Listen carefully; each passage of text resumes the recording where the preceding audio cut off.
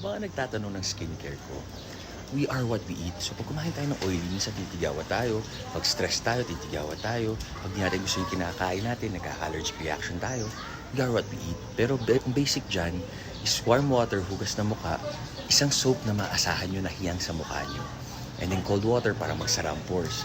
And then pag lalabas tayo sa araw, pag ano tayo? Sunblock.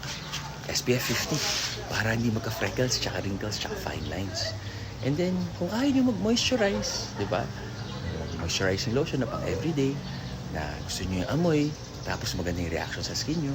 And then, mga mist-mist para fresh, dahil alam nyo na, mainit dito sa Pilipinas. Ganun lang kasimple yung skincare routine ko. So, I hope makatulong sa inyo. Tama kayo, mali ako. I'm not your doctor, do what works for you. So, yun lang. Consistency lang, stress-free, tulog na maayos, workout, para malinis sa mukha lagi, di ba? Hygiene. Happy, healthy!